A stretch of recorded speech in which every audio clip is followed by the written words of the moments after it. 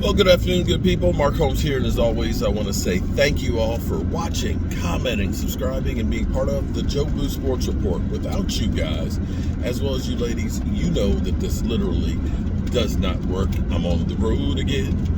I just can't wait to get on the road again. That's right, we're on the road to the Red Brick House. Got my brother in tow. Got myself some round black gutter for outside, because Lord knows we got these atmospheric rivers that are just dumping a whole lot of water, and you've got to have a gutter. You've got to have a gutter. So we're going to go down there and do some work and things. And you know, when I'm on the road, I do a lot of thinking, okay? And I'm trying to connect the dots, okay? Because this is like CSI Joe Blue. Okay, we're doing investigations and trying to figure out from what we've heard from Terrence Williams to what the Cowboys are actually doing on the field.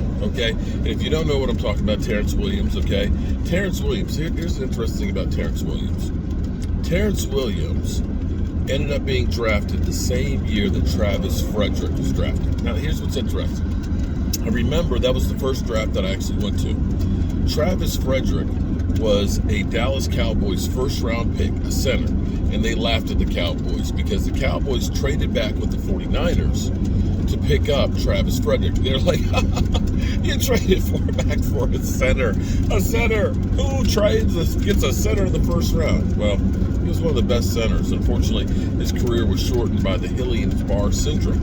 But when they traded with the 49ers, they traded back and they picked up a third-round pick that they used to get Terrence Williams. And Terrence Williams was a decent wide receiver. His career was a little bit shorter than what you'd want.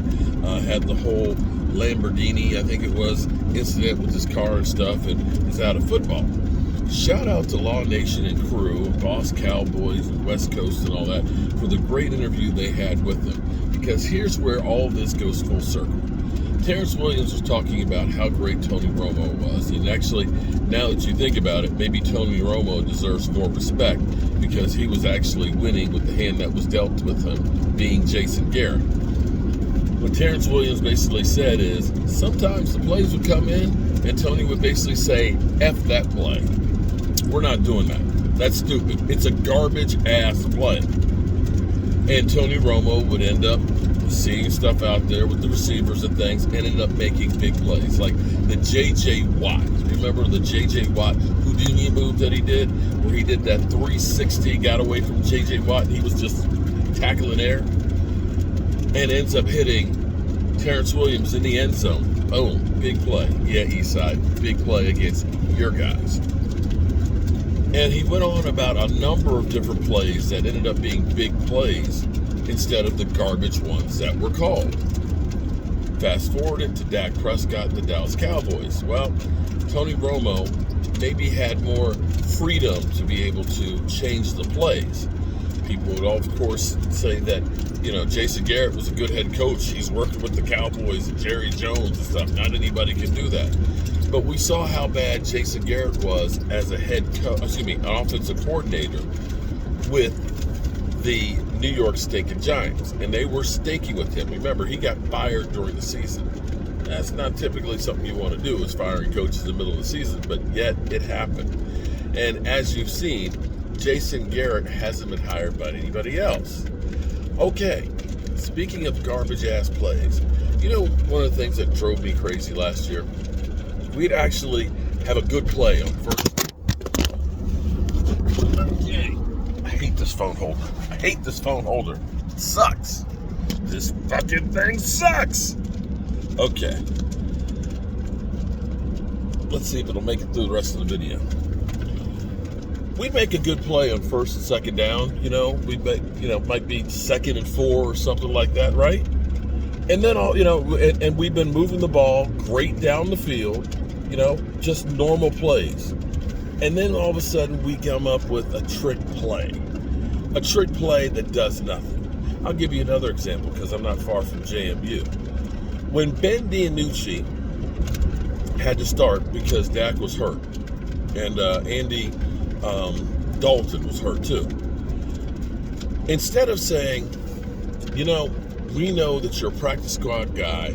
Here are the 10 plays that you run the most in the practice squad. We're going to make sure you know those plays, in and out, that you know those back and forth, and that's what we're going to do.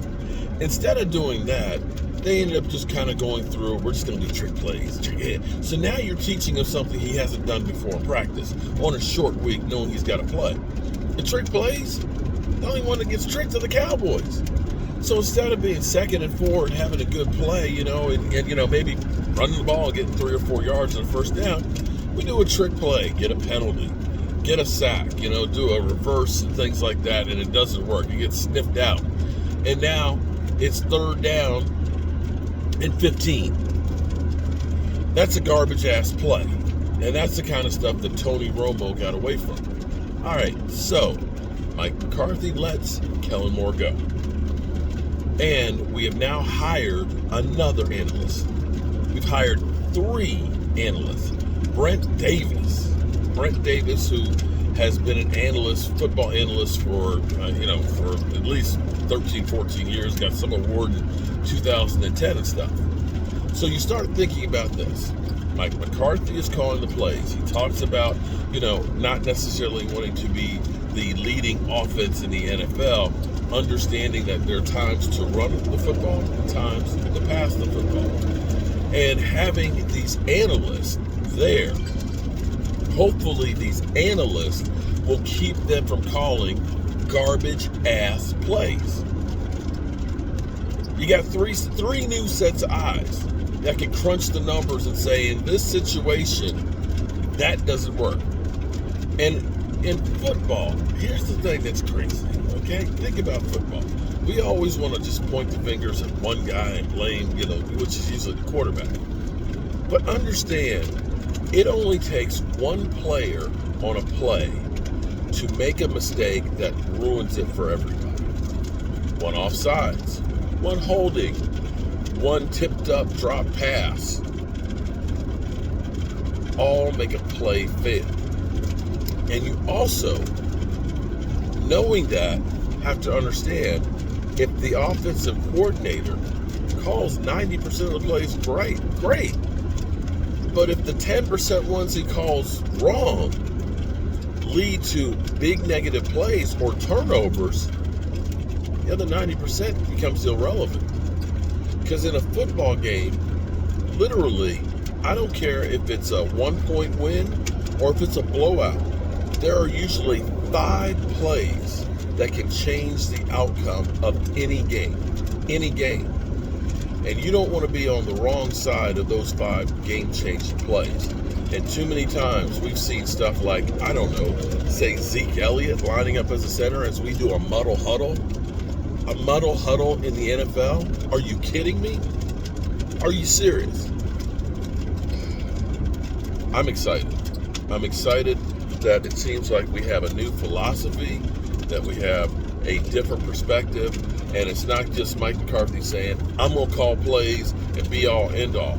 He's looking to have play calling with as much data and facts to go around to make it as good as possible. All right, there you go. Hope you guys have a great day. About another hour, I'll be there at the Red Brick House. I miss my baby. I miss my baby. It's been a whole week, and I know, Angelica, I know you are in withdrawals. Don't worry, we got the fix for you. Definitely check out my other channel, Joe Boo's Day Job, because we're going to be doing a lot of stuff in the next few days. It's going to change big time. I'm Mark Holmes, and I appreciate you guys. Peace.